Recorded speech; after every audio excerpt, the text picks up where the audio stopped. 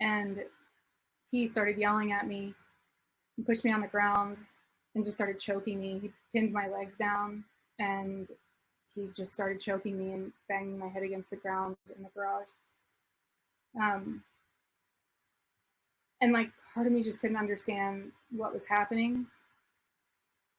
But then like it just felt more and more pressure on my neck. So I tried to grab his groin, but I couldn't, it just didn't work.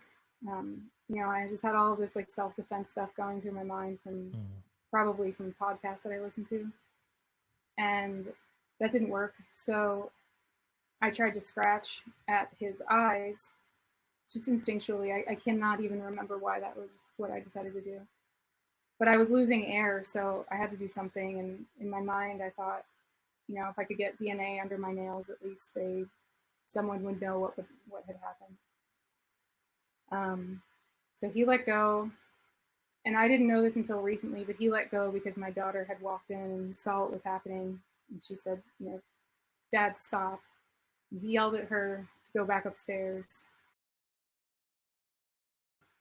I didn't hear what he was saying, but he had told the police, and I found out later that he had told the police that I just attacked him out of nowhere, and that's why he had scratches on his face. And they asked me if I had made the scratches on his face, and I nodded yes.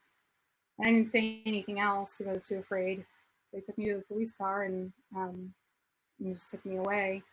And as they were taking me away, I asked the police officer, you know, why am I being taken away? He's the one that choked me. And they said, well, you didn't tell us that. And I said, well, I didn't know I was being arrested, and you didn't ask me. Like, I have bruises everywhere. You know, what do I do? And just kind of didn't say anything. So I just sobbed, fucking wept the whole time.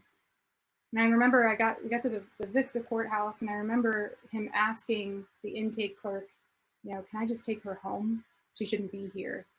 And that was so heartbreaking because I knew he wasn't going to be able to take me home. And she said, no, paperwork has already started, so she has to be processed. So then I go to the other, like the female correctional facility or whatever. And I never got fully booked, I guess. The case had been dropped. Do you think your daughter saved your life?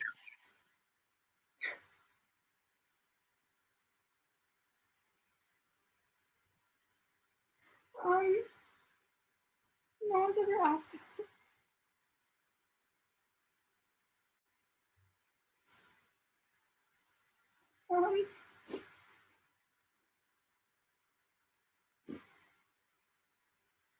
I didn't know that she saw anything until a couple days ago, like a week ago. So I've never had anyone ask me that. It's okay. Yeah.